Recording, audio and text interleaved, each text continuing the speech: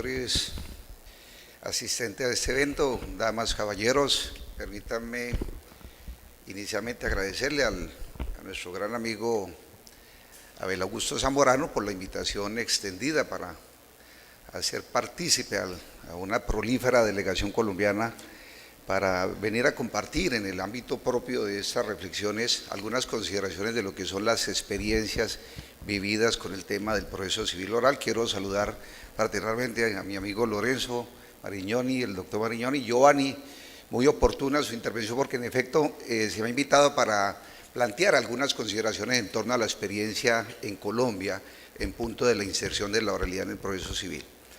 En ese propósito, pues muchos de los aspectos que planteó el profesor Giovanni tienen que ver con la realidad colombiana y tienen que ver muy seguramente con lo que va a pasar en Venezuela cuando le apueste sin duda a la inserción de la oralidad en el proceso civil.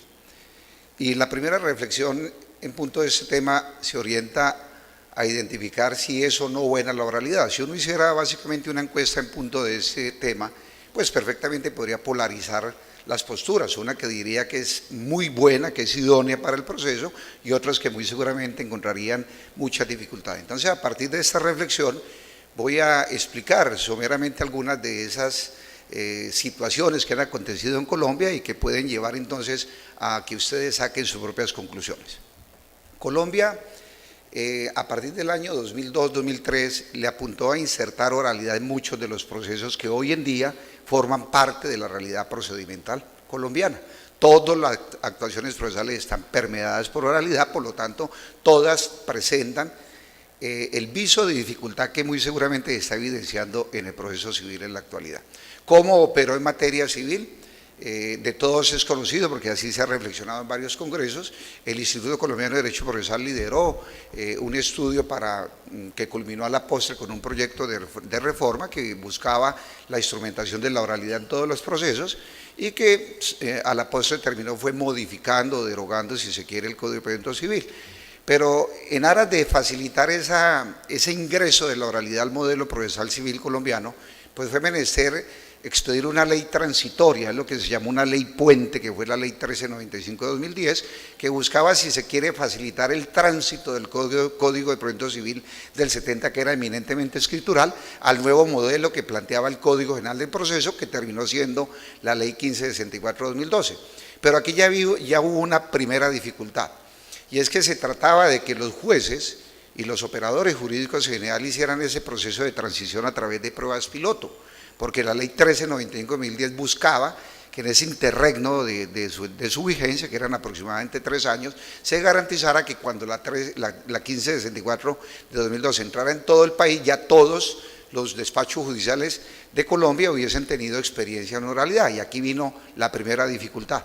No fue posible esa consideración, por lo tanto, cuando entró a regir el Código General del Proceso, que data en efecto de su vigencia a partir del 1 de enero del 2016, muchos despachos se encontraron con la sorpresa, primero que no tenían la experiencia en la praxis de la oralidad, y segundo, que es lo más complicado realmente, los despachos judiciales no contaban con la logística para efectos de adoptar ese nuevo modelo procesal. Y aquí quedó planteado, mi estimado Giovanni, de que sin logística no puede haber oralidad, tendría necesariamente que ser un mero discurso retórico, hermoso por demás, pero muy seguramente estaría llamado al fracaso.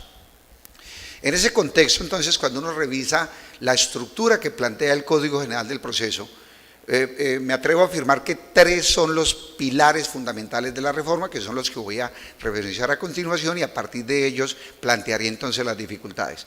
El primer pilar fundamental se tradujo entonces en la inserción de un término de duración del proceso. Ese pilar lo encuentran ustedes en el artículo 121 de la normativa en cuestión.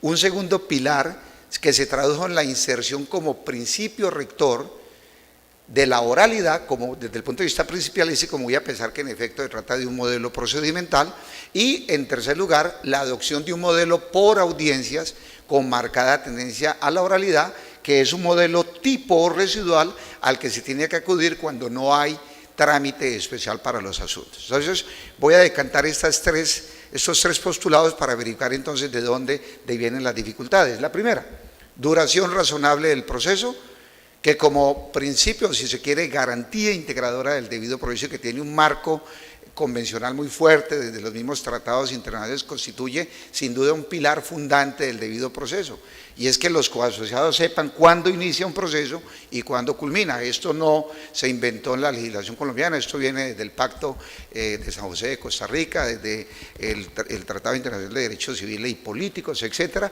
porque en efecto la duración razonable tiene que garantizarle al judicializado la certeza de que un proceso inicia en un momento X y termina en un momento Y, porque eso significa entonces garantizar un verdadero derecho de acceso a la justicia, como quiera que el no obtener justicia oportuna significa manifiesta violación de ese derecho. Colombia le apostó a la anualidad, un año para proferir sentencia de primera instancia, contado desde la notificación del auto emisorio de la demanda o mandamiento ejecutivo al demandado, siempre y cuando el despacho cumpla con el imperativo de proferir auto admisorio o inadmisorio según el caso dentro de los 30 días siguientes a la presentación de la demanda. Eso constituye sin duda una garantía para el judicializado, porque en efecto podría entonces tabular desde el punto de vista temporal cuándo tentativamente obtendría decisión de fondo. Y para garantizar la eficacia de esa disposición se insertaron dos consecuencias de orden procesal que las encuentran en el contenido de esa disposición, pero que paradójicamente son las que han despertado en estos momentos una verdadera polarización de cara a sus efectos. La primera, la pérdida automática de competencia. Señala la disposición que si dentro de ese interregno, para la primera instancia de un año o en la segunda, de 6 meses contados desde la llegada del expediente a la Secretaría del Despacho, no ha habido pronunciamiento de fondo, el juez perderá automáticamente competencia y por lo tanto tendrá que pasar la actuación al despacho que le siga en turno, sin necesidad de que opere competencia interna, es decir, sin que necesidad de que opere el reparto de la actuación. Y la segunda consecuencia procesal, pues se traduce en la nulidad de pleno derecho de la actuación. Y digamos que cuando se lee el texto pareciera ser que es de fácil comprensión, pero como luego lo verificaré, eso deriva en una verdadera dificultad en punto de la interpretación, especialmente que se está dando hoy a nivel de las altas cortes en torno al contenido de tales disposiciones.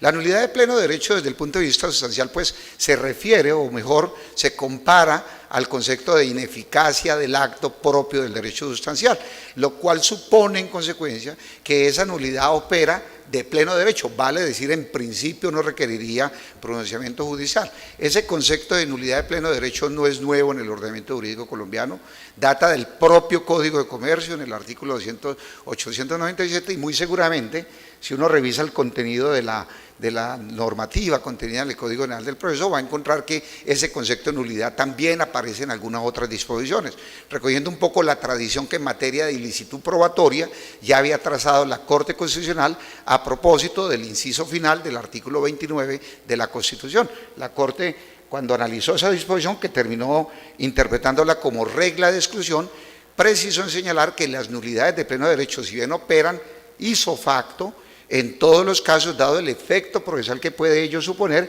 en principio requiere pronunciamiento judicial en torno a esa circunstancia. El interrogante sería si de cara al proceso se requiere o no ese tipo de pronunciamiento, porque en efecto la consecuencia procesal que señala esa disposición es que cualquier acto que se ejecute con posterioridad al vencimiento de ese plazo se torna nulo de pleno derecho, es decir, no vincula a las partes y en principio no se podría sanear por el silencio de las mismas partes.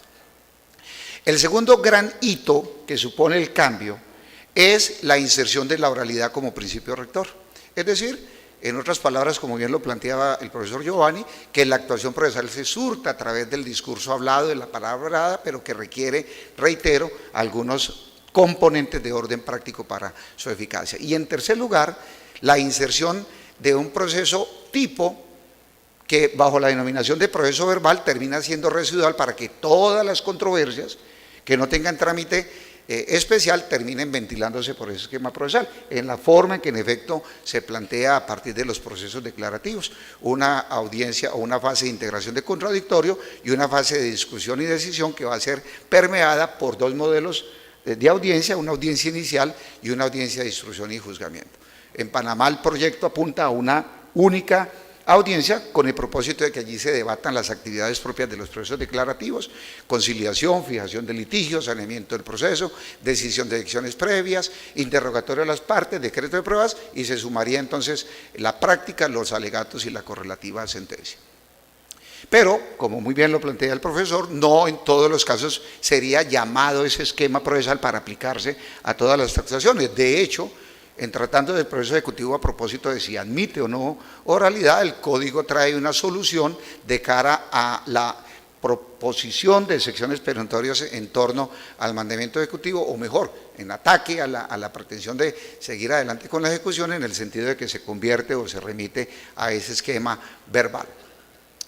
Bajo esa perspectiva, pues uno en principio diría que si tenemos un modelo por audiencias, donde la actividad procesal se va a surtir en forma oral, pues en principio pareciera que el término de la anualidad para primera instancia y de 6 meses para la segunda se va a cumplir. Pero aquí vienen entonces las dificultades de orden práctico, que es lo que está aconteciendo en estos momentos en Colombia. La primera problemática es la excesiva judicialización del conflicto. En la cultura latina, en general, porque eso no es ni siquiera un problema ajeno o propio de Colombia ni de Perú, se tiene la creencia de que la mejor solución es la que se obtiene por vía de las decisiones adoptadas por el juez de la República.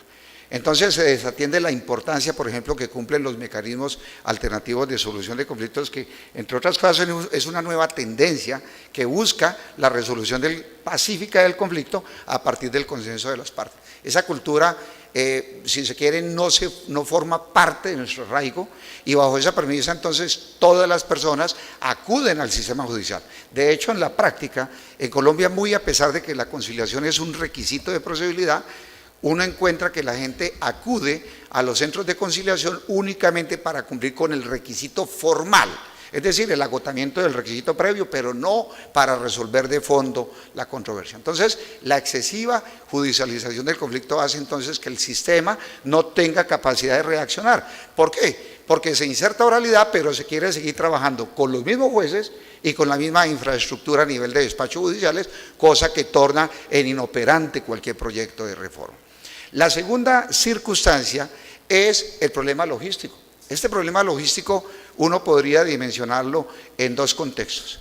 La primera, tenemos despachos judiciales dotados con la infraestructura necesaria para que se pueda desplegar oralidad en toda su extensión, y aquí viene un problema de quiebre, porque esto tiene un trasfondo de orden presupuestal. El ideal sería que cada despacho contase con su sala de audiencias, pero en la práctica, como acontece en Colombia, es que se proyecta unas salas de audiencias cuyos usuarios van a ser todos los despachos judiciales del respectivo distrito judicial. Por lo tanto, va a llegar un momento donde las salas no van a tener capacidad de reacción de cara a los pedimentos que hagan los respectivos despachos para agotar esa actividad. La pregunta es, ¿y ese interregno, ese tiempo muerto que hay entre el señalamiento de la fecha y la consecución de la audiencia y la materialización de las diligencias, corre por cuenta de quién? ¿A quién se le traslada? Pues sin duda al usuario del servicio, y por eso está sucediendo en la práctica que procesos que muy seguramente, trabada la relación jurídico-procesal y la convocatoria a audiencia, esté trascendiendo más allá de 8 y hasta 10 meses para el agotamiento de la diligencia. Pero eso viene aparejado de otro problema, que pareciera una ley de Murphy, pero suele acontecer con frecuencia. ¿Y qué pasa si la logística falla? ¿Qué pasa si el sistema de información presunta o de videoreproducción presenta alguna alteración de carácter técnico que impida la realización de la audiencia? Pues sin duda esa audiencia tendrá que suspenderse y muy seguramente se irá acumulando a las que faltan, muy seguramente por el señalamiento de fecha. Eso no lo prevé la disposición, porque obviamente que el sistema no lo plantea, simplemente precisan señalar que se deberán adoptar los correctivo que muy seguramente llevará al sistema tradicional de la escrituralidad para no perder el momento y la oportunidad con que cuenta el despacho de tener cara a cara a los conflictantes y, si se quiere, a los órganos de prueba que muy seguramente aportarán a esas diligencias. El tercer aspecto, que tiene que ver también con esta circunstancia, es en torno a la interpretación que se le debe dar a ese artículo 121. si debe o no sancionarse con nulidad de pleno derecho la actuación que se despliegue con posterioridad al vencimiento del año. Si uno le preguntara a los actores del proceso, por ejemplo a los litigantes, si esa disposición es bondadosa, pues naturalmente que va a ser bondadosa desde la perspectiva de la postura que ellos asumen en el proceso. Pero muy seguramente si se le hace la consultoría a un despacho o a un juez, él lo vería con dificultad porque no tiene solamente un proceso, sino muchos más. Recordemos que oralidad no significó borrón y cuenta nueva.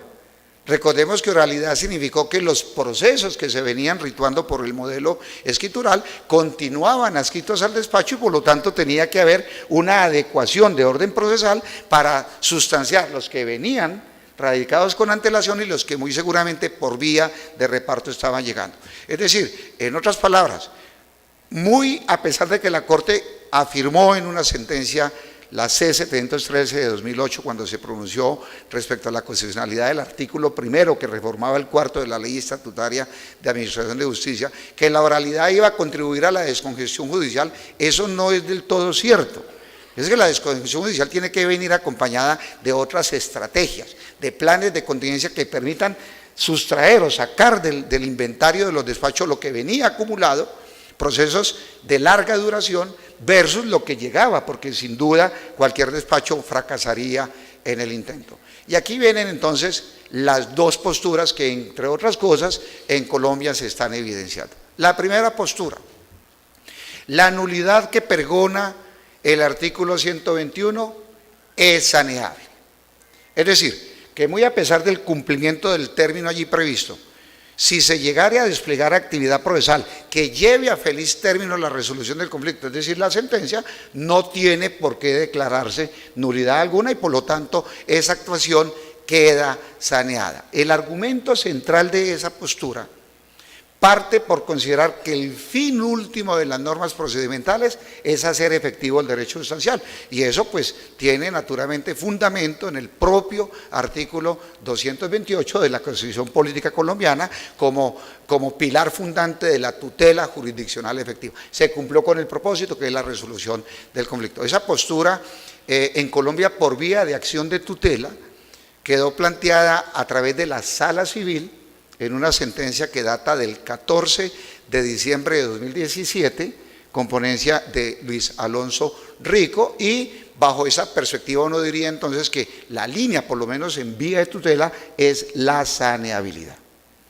Pero viene una segunda postura de la misma sala y de la misma corporación, pero diametralmente opuesta. Es decir, esa postura apunta a señalar de que la actividad procesal que se despliegue, vencida la anualidad o los 6 meses según el caso, se torna en insaneable.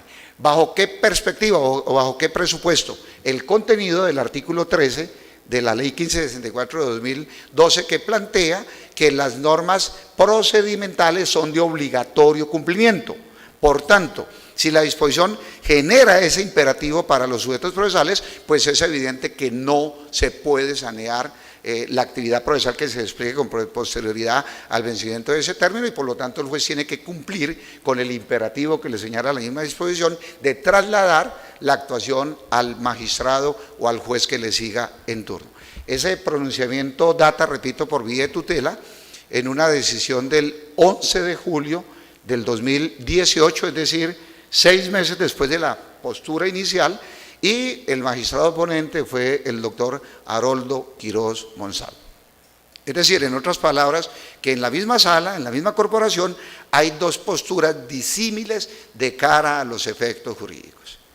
Y se le suma al debate una tercera postura que está contenida en la sentencia T341 del 18 de agosto de 2018, es decir, 1 mes y medio después, la Corte Constitucional entró a terciar en la postura y con una posición que lo deja uno o genera cierto grado de perplejidad porque no se sabe entonces cuál es el lindero propicio para ese propósito. La Corte entra a afirmar que las dos posturas son plausibles, es decir, que ambas tienen su fundamento y que bajo esa perspectiva entonces le agrega, porque la Corte lo que hizo fue por vía de tutela, agregar 5 criterios que deben ser tenidos en cuenta para efectos de determinar si se torna o no saneable la actuación. Criterios que inclusive vienen desde los mismos estándares internacionales relacionados con el comportamiento de las partes adoptados en el proceso, la complejidad del asunto,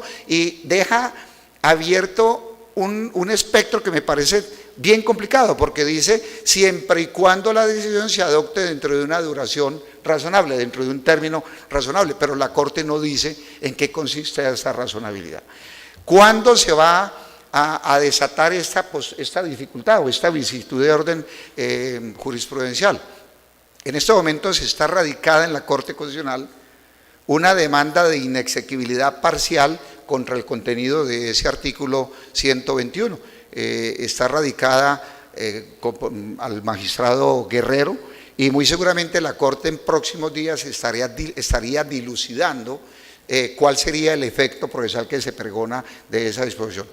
Si uno hace la encuesta de cuál sería la postura ideal, pues algunos diríamos que el declarar la inexequibilidad de esa disposición rompería de una vez por todas lo que se quiso con la reforma, y es establecer en efecto un término de duración del proceso, porque simplemente volveríamos a las antiguas prácticas de considerar que los términos corren entonces para las partes y no para el sistema judicial. Eso sería un completo fracaso. Ahora, viene un componente subjetivo al que refería el profesor Giovanni también, y que en Colombia se ve evidenciado, y es el problema del cambio de cultura.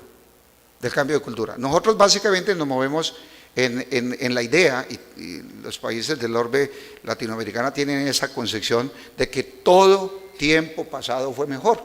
Entonces, como todo tiempo pasado fue mejor y nosotros fuimos creados, formados en la cultura de la escrituralidad, pues es mejor seguir con la cultura de la escrituralidad, o mejor aún, vamos a entrar a la oralidad, pero vamos a conservar algunas de esas herramientas que fueron benignas desde el punto de vista de la escrituralidad.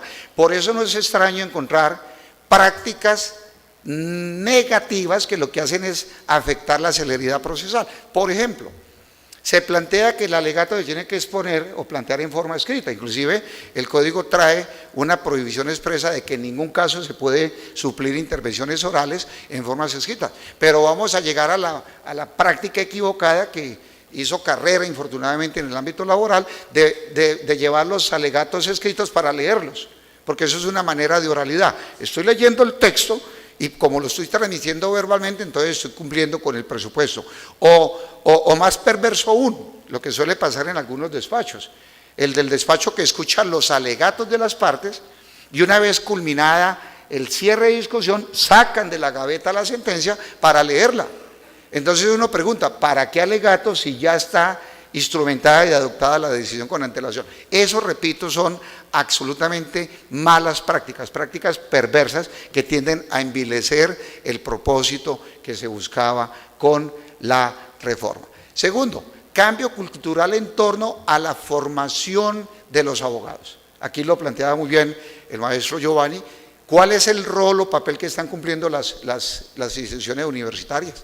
¿Cuál es el nivel de compromiso? La malla curricular tiene que responder a esa nueva realidad que nos plantea la oralidad.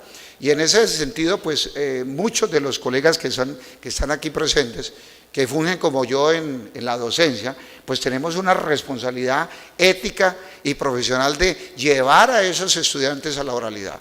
Las instituciones universitarias en Colombia se contribuyó de manera significativa a través de la adopción o instrumentación en las aulas de clase de salas de audiencias. Y eso es una excelente estrategia porque es una manera de aproximar a ese futuro profesional a lo que le espera el ejercicio profesional. Pero eso tiene que venir acompañado con el rol o papel del profesor, porque infortunadamente como no todos están de acuerdo con la oralidad, algunos de ellos pregonan su inconformidad manifestando que no hacen esa actividad porque no los convence.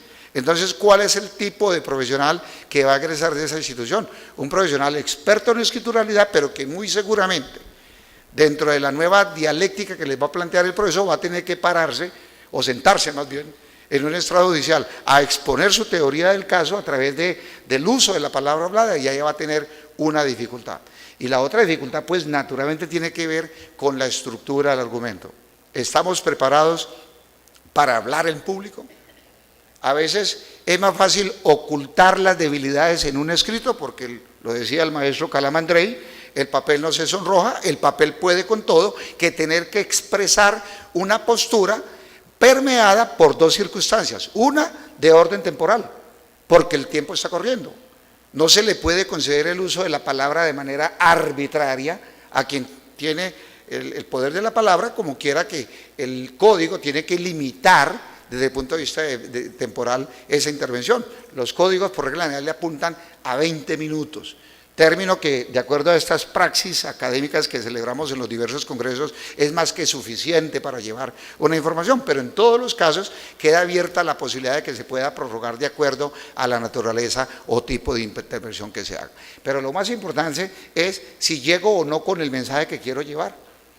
Es decir, hasta dónde yo tengo la estructura del discurso perfectamente delimitado a partir de la teoría del caso para llegar con un posicionamiento claro de cara a quienes están en el debate. Y eso requiere cursos de formación, eso requiere estructura lingüística, eso requiere estructura de lenguaje, pero lo más importante, el arte de hablar en público. Señores docentes, señores profesores de Panamá, de Latinoamérica, esa es nuestra responsabilidad, porque somos nosotros los gestores de ese futuro profesional que muy seguramente, porque muy seguramente no se les preguntó si están o no de acuerdo con la oralidad, el sistema les va a plantear esa realidad. Pero más allá de ello, es la responsabilidad política que significa una decisión de esta naturaleza. Los problemas judiciales en un país no se arreglan con normas, no se arreglan sacando normas para un país de ángeles, como lo decían en el siglo XIX, porque más allá de ello, lo que se espera es que la normativa responda a la realidad social que caracterizan los modelos de justicia en Latinoamérica. ¿Y cuál es esa realidad? La rama judicial siempre será la cenicienta. La rama judicial tiene problemas de logística. La rama judicial no cuenta con la infraestructura necesaria para que un sistema normativo, una norma le diga, a partir de este momento usted entra al escenario propio de la oralidad, que nosotros estamos monitoreando los resultados que se obtenga de ella. Es decir, señor juez, si hizo bien o no el trabajo. ¿Se cuenta con la logística? Si la respuesta es que no se cuenta con ella, pues muy seguramente la voluntariedad tiene que estar orientada en ese propósito. Sin tecnología de información no hay oralidad. El texto puede ser perfecto desde el punto de vista de qué es lo que se quiere con ello, pero si no se cuenta con esta capacidad de reproducción videotecnológica para ese propósito, pues muy seguramente la reforma va a ser fallida. ¿Y qué no decir del papel de los actores del proceso? Me refiero a los abogados. Nosotros también tenemos que responder a esa nueva realidad, porque muy seguramente yo ya no podría estar apalancado, atrincherado en el concepto de la escritura, porque desde el punto de vista logístico voy a tener que contar también con la información necesaria para reproducir la información que se va a obtener en los despachos judiciales. Y eso tiene un margen de complejidad altísimo, especialmente cuando se trata de sustanciar el ejercicio del derecho de contradicción. ¿Cuáles son los aspectos pilares de mi inconformidad para atacarlo? Y aquí juega un factor que es clave dentro del modelo oral, y es si tengo o no la capacidad de estar atento a lo que acontece en la audiencia. Y por eso no es extraño, como aconteció en Colombia, por ejemplo, que se hayan establecido unos protocolos para el desarrollo de la audiencia, precisamente para evitar elementos que terminan siendo unos distractores altamente peligrosos en el desarrollo de la audiencia. El uso de tecnologías de información, el uso del celular para estar chateando mientras se está desarrollando la audiencia. Y qué no decir la desatención que pueda tener el operador judicial de cara al debate, porque ellos también son seres humanos, son personas que muy seguramente se van a agotar en audiencias que a veces se tornan desde el punto de vista temporal en extensas, audiencias de 3, 4, 5 horas, y para tener concentrada la atención dentro de ese contexto resulta altamente complicado. Y a eso se suma un aspecto, y con esto termino mi intervención, es la complejidad del asunto. ¿Qué pasa cuando estamos en presencia de un asunto verdaderamente complejo? ¿Cuál es la herramienta con la que contaría el operador judicial y en general los sujetos procesales para ese propósito? Digamos que el código en el 121 trae una aparente solución que resulta a la postre interesante, en el sentido de que le permite al operador jurídico prorrogar hasta por 6 meses el plazo para el proferimiento de la sentencia, dada esa consideración. Y en segundo lugar, que muy a pesar que se impone en el 373 el que la decisión se adopte en forma oral, podrá optar por proferirla en forma escrita dentro de los 10 días siguientes a la culminación de la audiencia, cuando en efecto el asunto es de tal complejidad que impone un análisis más amplio y más preciso, si se quiere, en torno a la naturaleza del debate. Estas consideraciones son con todo el afecto y felicitaciones panameños por sus cumpleaños.